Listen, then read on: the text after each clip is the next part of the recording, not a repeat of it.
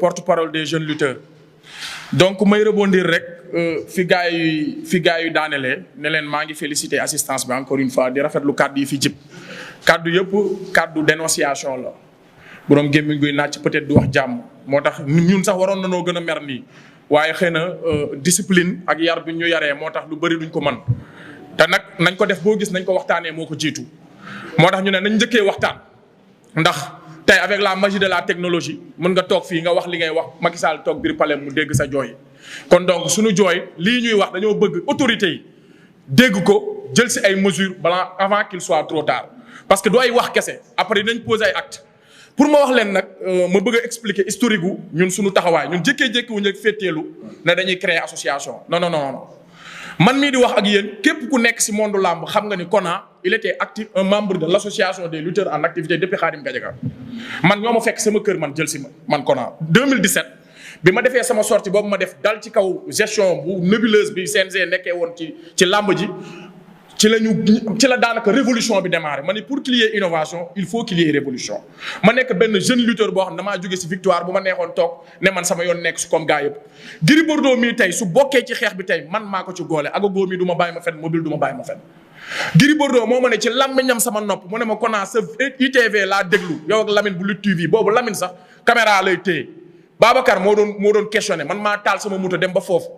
Beuz mii tey ne ma Kona est-ce que jàggoo ni li nga wax nii ma dagg si dara ma ne ko boo si daggee dara yàlla buñ xola àjjana sax du ma àllaaxira du ma la ko baal bul dagg dara tegal lépp mu ne damay ragal mu jouer si sa carrière parce que li nga wax sax mbëri mag yi ñemewuñ ko wax te li nga wax lépp dëgg la ma ne ko comme dëgg la rek tegal lu ma ci fekk ma jël bu doon da nga ne ma lu ma wax du dëgg bu boobaa nga am loo ci dagg mais comme dëgg la tegal ndax yàlla moom dëgg te dëgg moo mag ñëpp te effectivement ni mu ko doon xalaatee noonu la demee bi ITV bi génnee effectivement bi ITV bi génnee dafa def buum Gris Bordeaux moo yëkkati téléphone am woo ma ne ma booy li nga wax nii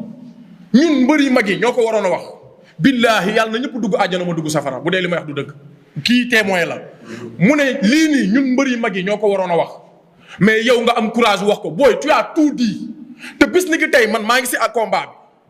bi jour bi ko Tafa Gueye di woo di ko dugal ci panel bi jour boobu mu ngi mel ni tey ci man ñu moog Tafa Gueye ñu nekk ci oto père Tafa Gueye mu naan bis ni ki tey maa ngi seen ginnaaw te lu ngeen nekk ma nekk si bi ñu demee arène nationale bi ci kaw étage ba kon ñoom laasana ci théâtre verdure foo de duusi ba fa la Gris Bordeaux waxee woon Alioune Sarr sàcc la foofu la njëkk a réunion suñu première réunion Gris Bordeaux ñëw toog Ama Baldé ñëw toog mbër yëpp ñëw toog kon tey ñun dañoo te man association bi tey dugaluma ci sama bopp dañu maa ñëw fekk jël si ma taf ma si seen wet ma nekk xale bu ndaw nekk ci seen biir mais nag mbir mi du affaire u xale moo tax ñun ñii ñëpp ay ndaw lañ mais soxlawuñ magum jëmm magum xel lañ soxla ñun ñii ñëpp nañ use suñu moyen xam ne ay ndaw lañ te réew yi Sénégal ngay am 53 ans ñu naan la xale nga Sénégal nañu jël ndaw ñi nañu jël seen responsabilité soo Messi benn at la ma magee man te il est milliardaire multimilliardaire ñun dañoo war a gëm ni ay ndaw lañ te avenir mais boo bàyyee ba nekk ma nga am xaalis mais àdduna xaalis bi du neex si yow xale moo war a am xaalis kon xale moo war a gérer xale moo war a gëm boppam kon tey taxawaay bi ñu am ci association des lutteurs en activité bi ñu demee ba gis ni Gris Bordeaux mii fi muy teg tànkam du foofu Khadim Gadiaga moo démissionné dama leen di wax rek pour yéen ñiy questionné ngeen xam ne ñun fetteelu wuñu dañoo toppee waaye ñi ñuy topp bañ demee ba gis ni ñoom li ñu tax a jóg ñun taxul leen jóg seen intérêt la dañ leen faa bàyyi ne ñukk tey ku jàkkaarloog Matar Ba wax ak moom dëgg man mii mobile junj na ko bi Khadim Gadiaga ñëwee démissionné Gris Bordeaux moo ñëw taxaw ñun ñu proposé ko man bokk naa wallahi kii ngi nii bokk naa ci ñi ko doon campagnal pour mu jiite parce que am na sax ñu taxaw ne Kona moo war a nekk président ku mel ni Pape Sène tey mu ngi États-Unis du ma bàyyi ma fen dugg ne Kona mii moo war a nekk président man leen man parewu ma sax maanaam bu dee lu gën ci làmb Gris Bordeaux nekk président moo gën ci làmb Agogo ñu ne du ma bàyyi ma fen ñu ne ma lu tax Agogo mi sax taxawoon na ne dafa bëgg a nekk président bokk naa ci ñu ko baab ci suuf ne ko bàyyil Gris nekk président billaahi wallahi tallaahi pour lan ñun jiitu amaluñu njëriñ lan moo ñu amalu njëriñ làmb dox te Gris Bordeaux nekk président moo gënoon am profil bi parce que Khadim Gadiaga dañ ko daan xeeb CNG da ko daan xeeb naan dafa gëj a bëre il est inactif depuis 2012 bëreewul du mbër politicien la waxuñoo ak moom loolu yëpp daf ñu doon porte préjudice te teguñu ko fenn Khadim Gadiaga mbër la te moo jiite mbër yi dañu war a wax ak moom mais comme tooñ bi ñu yàggee injustice bi CNG yàgg a def nanguwuñ de wax ak Khadim Gadiaga man nag pour ñu contourner fait boobu nañu jiital Gris Bordeaux il a le beau profil doone ñetti mbër te doo ko tudd kon donc kooku suñu jiitee tey association bi dina am dayo bi nga xam ne moom lañ bëggoon mais loolu vision la tey ñun kon duñ ko jiital ba pare campagnal ko ba nit ñi jiital ko ñu wëlbati ko di ko xeex amul sens kon dañoo gis ni doxalinam baaxul nu mu ko doxalee du noonu ñu taxaw fustiger ko ñu gis ni moom mu ngi dem ci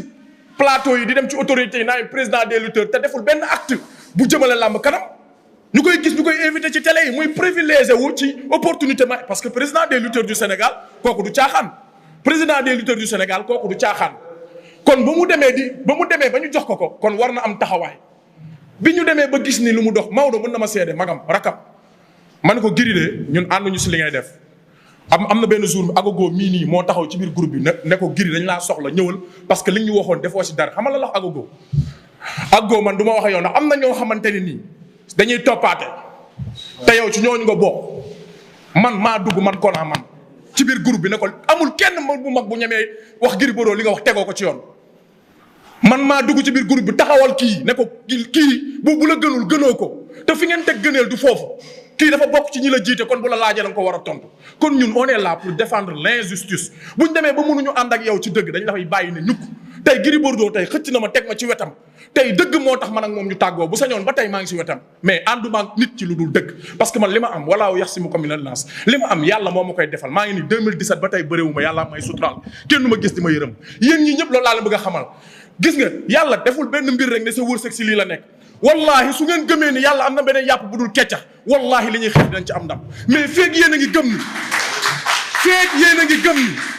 yéen a ngi gëm ni su ngeen sibooruwul su ngeen dunguruwul su ngeen toppul ay nit ba jaay seen ngor du ngeen am lu ngeen bëgg wallahi yàlla dina leen bàyyee kooku te du ngeen mës a am lu ngeen bëgg te ñun mbëri loolu moo ñu daal Youssou Ndour way na ko Youssou Ndour nee na boo toppee nit foog ni yow mooy sa wërsëg yàlla bàyyi la ak moom seetaan la te ñun mbëru làmb yi balaa ñuy wax lan moo tax nit ñi duñu teg li ñuy teg nañu xool ñun ban taxawaay lañu am ci société bi nañu xool ñun bañ taxawaay lañu am ci biir monde làmb bi ñu nekk lu tax ñun nous sommes irrespectueux lu tax ñun nit ñi respecté wuñ ñu ñun ñoo war a xool lan moo tax nit ñi respecté wuñ ñu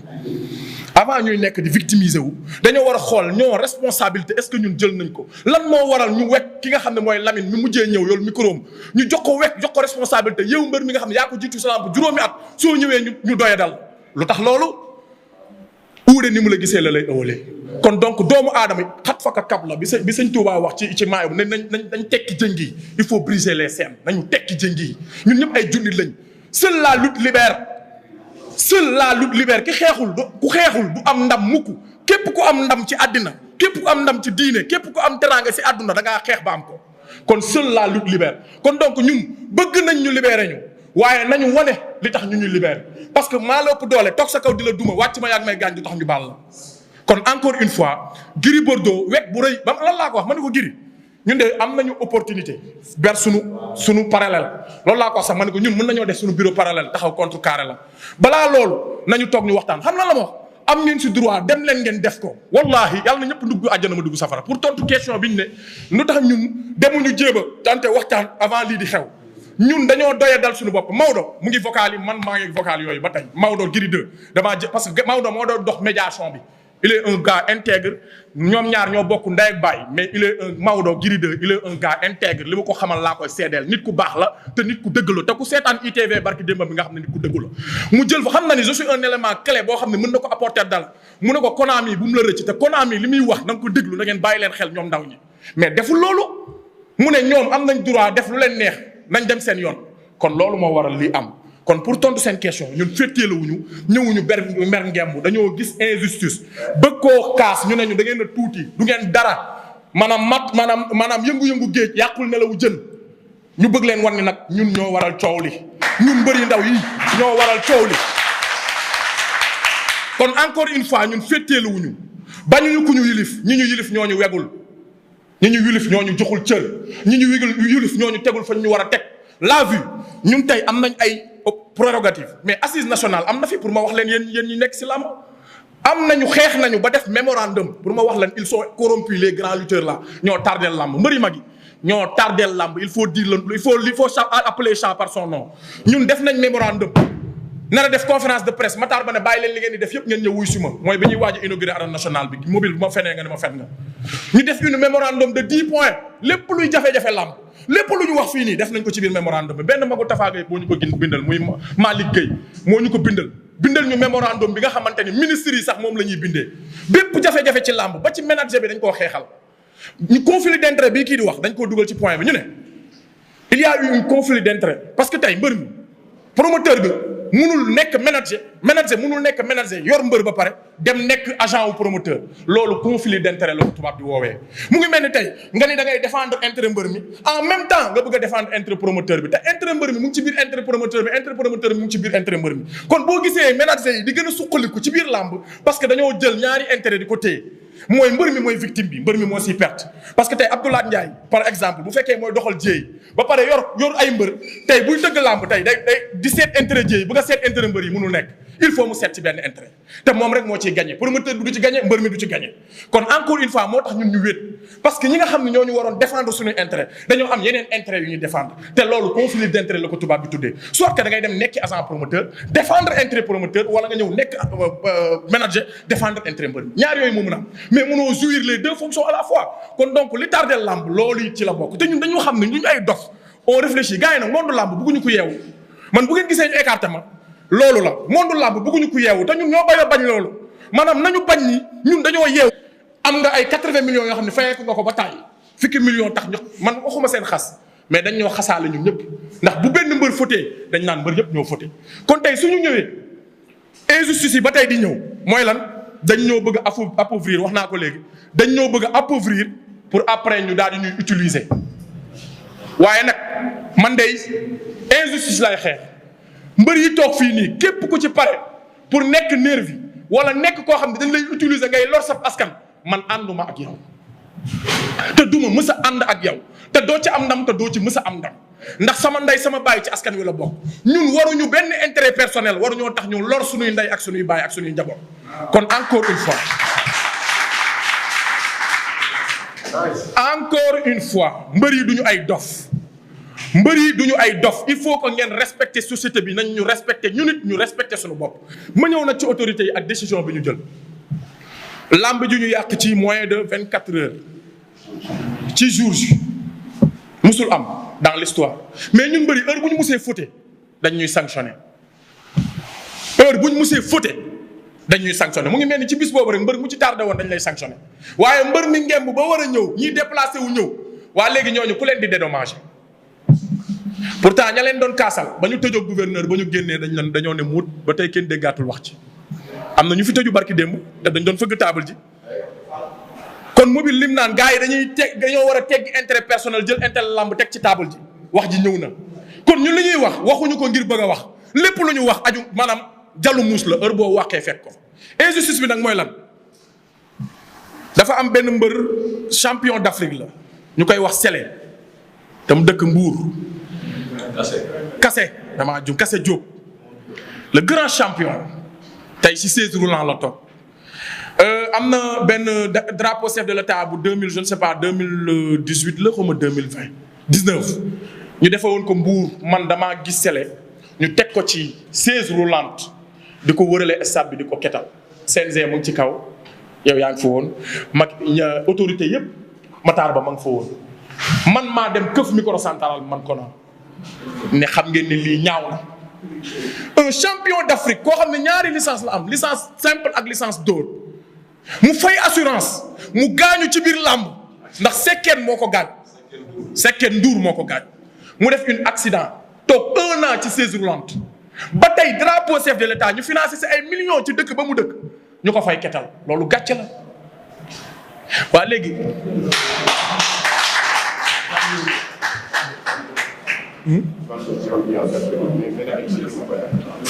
Valdo ngi nii rek champion d'Afrique la mais pour ma relancer wu moo tax tey bu ñu nee bépp mbër da ngay ñàkku ay ree daf maa jàpp dama ne ñoom suñu wér-gu-yaram kañ la leen soxal non suñu wér-gu-yaram kañ la soxal état du Sénégal kañ la soxal CNG gars yi wax leen ma ñun suñu wér-gu-yaram kañ la soxal état du Sénégal kañ la soxal CNG ndax ñun dañuy dagg assurance te bu ñu gaañoo duñ ñu faj benn ngi noonu ci champion d'Afrique boobu ñaata mbër ñoo gaañu ci biir làmb feebar tëdd waxuma la sax mbër yi actif mais ay ancien gloire ñaata ancien gloire ñoo fi dem tey ngir manque d'assistance te waroon na mam benn caisse boo xam ne caisse sociale lay doon day nekk biir CNG mbër yi nga xam ne sax ñoo ngi nekk en activité dañ leen di dagg di ko def ca caisse googu ngir kenn ku nekk ci problème maanaam gérer lamb nekkul lu jafe ndax fu ay fonds di dugg ay fonds di génn rek gérer ko mais ñi ko gérer bëgguñu lamb wegguñu mbër respecté wuñu avenir u mbër avenir u làmb li ñu fay duggee mooy ay anciens retraités lañ fa jël indi leen fa pour ñuy am lu ñu yóbbu seen kër fekk nag làmb ji jëruñu ko ci teg ko ci loxo waa làmb ñu teel ko seen bopp ndax mbéjum kanam borom koy fajal boppam lii day continuer di persister. kon ñoon duñu ay dof te jegewuñ ay dof kon tey ma ministre bi suñu tasee làmb ci ne manque de sécurité lañ wax nit ñi il faut qu'on se dise la vérité ñoom dañ ne sécurité moo amul ban version lañ ñu wax dañ ne sécurité moo tax làmb ji tas waxuñu fenn Covid waxuñu fenn Covid ndax benn décret wàccul buy tere rassemblement benn décret wàccul buy tere manifestation kon bi ñuy tas làmb ji dañ ne sécurité moo amoon waaye 2 jours après match dañoo dem ñoom ñu def seen rassemblement seen bureau boobu ñu def CNG xam nga lan la ñu wax ne waaw léegi mbër yi dañu arrêté làmb ji parce que Covid bee tax ndax mbër bu ci ñàkkuwul doo bëri mais c'est une mensonge insécurité la ñu wax nañ ne jeu mi amul moo tax làmb Pape Sarr ji yàqu ndamuñu mobile bi ñu dem 2 jours après ñu réunion ñoom ñoo ne ay waxu vaccin waaw waxu vaccin lu ko fi indi lu indi waxu vaccin kon ñun duñu ay cobaye encore une fois suñu wér-gu-yaram mësta ñor CNG mësta ñor état du Sénégal mbër mu ci feebar yaay faj sa bopp waxuma la sax mbër sénégalais bu ci feebar yaay yóbbu sa bopp hôpital sa jabar buy wasin soo fayul dañ ko fay bàyyi ba mu faatu yàllaahu ñaata doomu Sénégal ñoo dee ngir manque d'assistance ñaata doomu Sénégal ñoo dee ci ay couloir hôpital ngir manque d'assistance da ngay dem ci hôpitaux yi soo yorul xaalis ñu sànni la ci couloir yi ba nga faatu kon tey état boobu su taxawee ne dafa bëgg ñu wér état boobu su taxawee jël ay vaccin wu milliardam ne da koy testé ci mbëri jël ay vaccin milliardam indi ko ci Sénégal ne daf ñu koy forcer ni vacciné wu te jamono boobu mbër yaa ngi siburu kenn faju leen mbër yaa ngi njàmbataan kenn faju leen mbër yaa ngi am insuffisance rénale kenn faju leen ñaata mbër lañ fi exporté ay nit sénégalais simple di leen fayal pour ñu dem Europe ñun dialyse tey ñooñu ñoo taxaw ne dañ ñuy jàkk pour dañoo bëgg ñu wér il faut qu'on se respecte defuñu ko Waly defuñu ko Sidi Diop defuñu ko benn ñàkk nitu fayda ñu nekk ci Sénégal defuñu ko kenn ñu ne mbër yi la ñuy defuñu ko fubal bi ñu ne mbër ñun la ñuy def ay cobaye encore une fois am na politique bu ci nekk làmb ji nag suñ koy dugg ñun dinañ wàcc ci mbedd askan wi nag lañ doon wax pour ñu dégg ñu ndax boo xëyee def dañ naan xale yi yëgluwuñu dañoo yëglu tàggoowuñu kenn nag lii bu changé wul ñun ñoo ëpp ci Sénégal mbëru làmb yu ndaw yi damay wax sa ñaa mbër mu ndaw amul dafa am les lutteurs populaires ak les lutteurs impopulaires ñun ñoo bokk ci lutteurs yi nga xam ne moyen lutteurs yi nga xam ne ñoo nekk ci suuf ndax Balla Gaye li mu daggee licence laa daggee licence daf maa gën a siiw ñu gën koo xam ndax mbër dina commencé ak Balla Gaye at Balla Gaye gën koo siiw kooku du mbër mu ndaw mbër mu mag la waaye dañ ko gën a maanaam c'est impopulaire kon ñun mbër yi nga xam ne ñoo moyen populaire ñoo gën a bëri ci Sénégal te ñëpp ñu ngi suñu ginnaaw te bu fekkee réglé wuñu solution lamb ibbi ko lamb mbër yi bëri ñi ñàkk seen alal ci lamb ji ñu subventionné leen encore une fois. ah oui. ñaanuñu saraxuñu. xale yi doon bëre keroog ñu ñëw ba ci lamb ji financé seen alal ñu yàq lamb ji ñooñu dañ leen di delloo seen alal ba pare tegal leen ci ndàmpaay loolu dañ koy exiger forcé wuñu ko ñaanuñu ko dañ koy forcé buñ ko deful suñ ko deful duñu bëre ñun te duñu renouveler suñuy licence 8000 et quelques licenciés kenn ku ne ñu forcé la ne da ngay renouveler loolu ñaata milliards la. kon ñun xam nañu état alal ji muy jëlee ci làmb li tax état téye làmb ci loxoom bugg koo jox kenn ñun xam nañ ko li tax muy jël ay nitam di ko teg pour ñuy sucer le sang des lutteurs ñun xam nañ ko kon ñun suñu toogee su renouvelé wul licence ñoom ñooñu kenn du ci joxe dépense ndax ay anciens retraités la kon ñun bëri nañ xam fu ñu war a téye su fekkee ni lii réglé wuñ ko saison bi buy bee ñu ne ñu kaay leen bëri ñu ne bëriwuñu il faut ñu nangoo ñàkk dara ngir am dara su fekkee da ngeen dëgmal xeex il faut ngeen nangoo ñàkk dara ngir am dara ndax Thomas Sankara bi muy xeex dafa ñàkk dara ngir am dara Nelson Mandela bi muy xeex apartheid loi la woon ñu bind ko noir sur blanc ne nit ku ñuul moo gën a doye di nit ku weex bu toogee ci kaw nit ku ñuul ci suuf la war a toog ñu bind ko maas ko mu nekk loi ay nit ñoo ko xeex mu deñ kon pour qu'il y ait innovation bi ma doon wax il faut qu'il y ait révolution seule la lutte libère soo déggee seule la lutte mooy xeex rek mooy may ndam ndax yonente bi mu bëggee taxawal l'islam daa taxawal xare Badar wét parce que ñi nga xam ne ñoo ñu waroon défendre suñu intérêt dañoo am yeneen intérêt yu ñuy défendre te loolu conflit d'intérêt la ko tubaab bi tuddee soit que da ngay dem nekki agent promoteur défendre intérêt promoteur wala nga ñëw nekk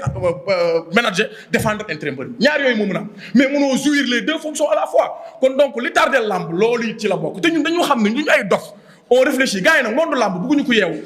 man bu ngeen gisee ñu écarté ma loolu la monde lamb bëgguñu ko yeewu te ñun ñoo bañ loolu maanaam nañu bañ ni ñun dañoo yeewu nañu bañ ni buñ bàyyi dof-doflu toog naa ci année barki alxuraan maa main sur le Saint Coran mbër doful man maa waat loolu mais ñun ñooy bëgg di nekk benn citoyen de arrière plan pour am lu ñu bëgg loolu dafa jeex layam ak yërëm tëlu mayeetul dara si àdduna bi bu ngeen yaakaaree ni seen doole ji ngeen yor naan da ngeen di layam ci koo xamante ni matul 80 kilos pour am lu ngeen bëgg munoo leen koo nax yéen ay perte pour loolu moom pour ma wax loolu pour ma rebondir ci Matar Ba bi ñu defee 10 points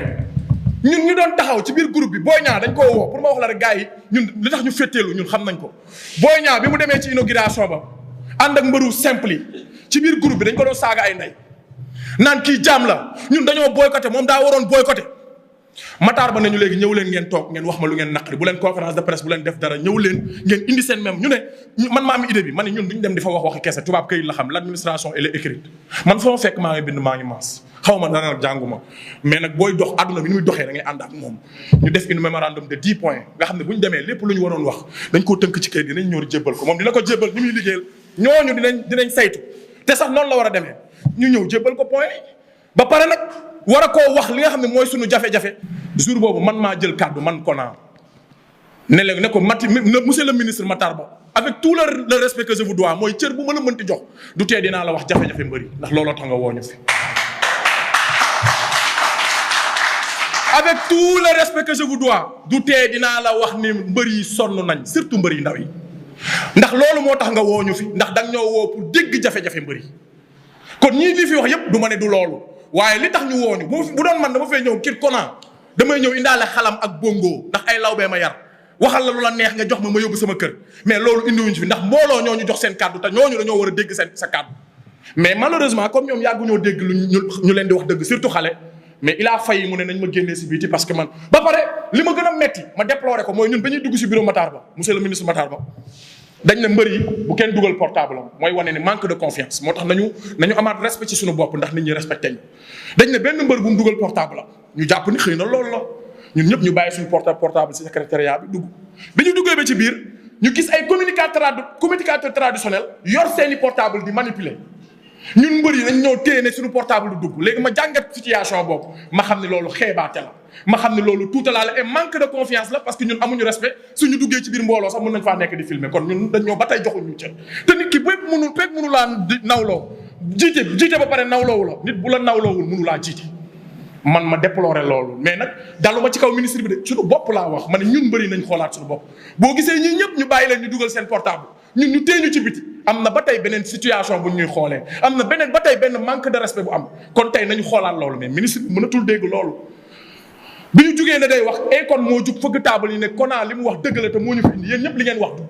loolu indiwuñ fi te mbëri ñu yónni bu ñu yëgee ni li ngeen fi wax xaalis lañ leen jox loo xam ne 500000 la quoi une somme miette 500000 lañ leen jox 500000 jour boobu man maay wax ak yéen parce que tey bugguma ñu jékki-jékki rek foog na ñun dañoo jékki-jékki rek mer nii toog di wax dañoo dund ay injustice ak mbër yooyu ñuy woowee mbëri mag yi ak mbër yooyu ñuy woowee ay VIP ñu ne ay autorité lañ Gris Bordeaux jiite leen kon ñooñu tey suñ demee ba gisatuñ suñu bopp parce que nit ki boo koy jiite da lay nawloo tey jikko yooyu ñu làmboo ñun bugguñu ko jikko yooyu nawloowuñ ko te jikko yooyu amul kenn ku mu amal intérêt bu dul ñoom ñooñu kon loolu moo waral ñu fétteelu kon tey suñu jógee di wax dañuy wax pour lu jëmale làmb kanam wax ji nag doy na man depuis 2017 maa ngi déploré bi ma naan pour qu'il y ait innovation il faut qu'il y ait révolution boobu ñu kenn gëmuma démb la Gris 2 wax ni révolution rek moo mën a régler problème lan mooy révolution du vandalisme révolution du lu bon révolution du rebelle révolution mooy casse say droit parce que balaa coppite di am il faut mu am déclic bi nag mooy kenn ku ne xam ni sama droit yaa ngi koy violer arrête parce que dama leen wax léegi ku la ëpp doole toog sa kaw di la duma wàcc ma yaa ngi may gaañ lu tax mu baal la luy tax mu bàyyi la il faut frapper fort te foofu lañ toll bu dalee ñu wàcc ci tali bi dinañ wàcc ci tali xeexuñoo kenn suñuy intérêt la ñuy xeexal te kenn ku ne say intérêt moo la tax a jóg moo la tax a génn sa kër ginnaaw intérêt Sénégal kenn ku ne sa intérêt bopp war na laa doy kon ñu nit dañoo jóg pour ñu bàyyi ñu xel lan moo tax ñu ñuy bàyyi xel mooy que bëgg nañ ñoo appauvrir élection yaa ngi ñëw bàyyi leen xel li ma leen di wax boo gisee ñu arrêté làmb ji du dara bëgg nañ ñoo xiifal mbir yi bu jub see ñu jëbbal ñu ay ngooñ jël ñu ay sécurité ñuy dóor nit ñi bàyyi leen xel loolu bind leen man maay wax ak yéen parce que nit ki boo mënta càmbar di utiliser sa xel rek nekkatoo nit. bëgg nañ ñoo appauvrir ñun mbëru làmb yi parce que ni ñu annulé làmb ji amul yéen ñii ñëpp fu ngeen ko mën a teg kenn mënu ko analyser surtout façon bi ñu ko defee. il veut nous appauvrir après ñu jox ñu ay ngooñ pour ñu ànd wàcc ak ñoom ci kaw bu ñu bëggee teg injustice askan bi ñu wàcc ak ñoom ci kaw ci ànd ak ñoom di dóor askan bi te loolu du am. association des jeunes lutteurs du ñu ànd ak benn autorité ci injustice autorité bu yaakaar ni di ñu xañ suñuy droit après nga xëcc ñu sa wet jox ñu ngooñ parce que xiifal nga ñu pour ñu ànd ak yow ci injustice duñ ko nangu xam na moo tax ñu gëm loolu. parce que ministre de la justice bu mu invité ñoom Gris Bordeaux seen soi-disant baalu boobu. te Gris Bordeaux moo génn taxaw ne ministre bi dañ koy porter plainte kenn wax loo ko moom moo ne ministre bi dañ koy porter plainte ñëpp ne audience la bëgg ñun sax dañoo ruus parce que ñun ay mbër lañ buñ sañoon duñu wax ni xam nga société bi lan lañ ñuy wax mbër yi ay nitu intérêt lañ mais nañ ko xeex ñun duñu ay nitu intérêt ñun lu ñu am askan bi moo ñu ko jox mais nag fukki dëgg su fekkee benn fen day toxal day naan fukki fen benn dëgg benn fen day yàq fukki fen fukki dëgg tey benn fen bu fekkee fukki dëgg day toxal fukki yëpp tey juróomi nit ils sont corrompus peut-être ñoo nekk ci kaw ñun ñëpp ñoo yor suñu destin tey mbër yi mag yëpp ñoo yor suñu destin seen comportement lañ ñuy jugé moo tax ñu naan mbër yi ay nitu intérêt lañ parce que askan wi musul taxaw ba mbër yi taxaw wax loo xamante ni askan wi dinañ ci gis seen bopp lu dul ànd ak ñi nga xam ne ñoo autorité yi. ministre bi lan la wax nee na ñoom dañ maa demandé 5 points Gris Bordeaux feneluñ ko. moom ministre bi la war a porter plainte bu dee tëj day am ñoom ñoo tëjoog ci biir ministre Malick Sall ministère de la justice moo taxaw fen maanaam sox du ma wax moo fen mensonge international la ñu defal. parce que olof dafa diis soo nee fen dañu naan da ko saaga mais mensonge international mooy dafa dem ba génn bitim réew teg ay tuuma ci suñu door loolu diffamation lañ koy tuddee ay intoxication la joxe ñun duñu ay dof kon ñun tey jii dañ ñoo waroon dédommager ci wax ju ñaaw jooju. parce que tey teggi tuuma maanaam fa yow a egg du man eggu fa bu doon ci réew mi la ñu waxalee bu boobaa dina neex a dindi waaye daf ñoo waxal bitim réew kii tey mën naa dem suba bëgg dem ambassade bëgg visa ndax ñun visa ni mu ñu yombee am na ñu bëri daf leen a naqari ci société bi. visa ni mu ñu yombee am na ñu bëri daf leen naqari ci société bi ñun ni ñu yàlla def am na ñu bëri ñoo fi ne leen naqari ndax Balla Gaye avant 2005 kenn xamu ko tey il s'est parti de rien du tout pour accéder à un certain niveau social.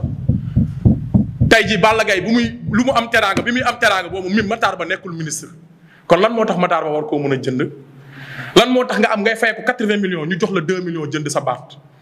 ba bu société bi sa doomu mbër yi société bi sax bu ñu soxlaa dara yow doo mën a taxaw ngay porteur de voix nga waxal sax waa Géejawaay mais loolu du am lu dul nag autorité bi nga xam ne moo noot askan bi suy ñëw Géejawaay yow lay jox 80 millions wala 50 millions ne la kaa ñu ànd après askan bi ban bët la ñuy xoolee dañ naan ñun suñuy intérêt rek bu ëllëgee gisoo tey lii xew ci làmb dem leen ci commentaire ñoo ñaw lañ ñuy wax pourquoi ñun ñu wëlbatiku ba suñu société du ñu wan ginnaaw lan moo ñu ko war a jaral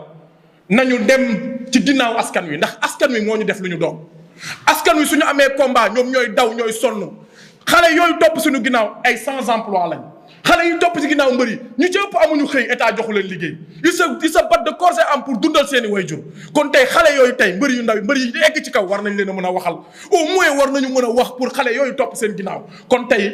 cin tàngul ginnaaw ga moo lakk ministre bi su génnee ne juróomi poñ lañ ma laaj te ñoom nee nañ ministre moo leen woo di leen baalu man ministre bi Fuuta la ko waxee benn autorité bu mag moo ma envoyé vidéo bi man ci làmb pour confirmer li ma doon wax Fuuta la ko waxee mu ne juróomi poñ la ma 5 major la leen tuddee mooy mbëri fa ñëwoon ils m'ont demandé 5 points benn bi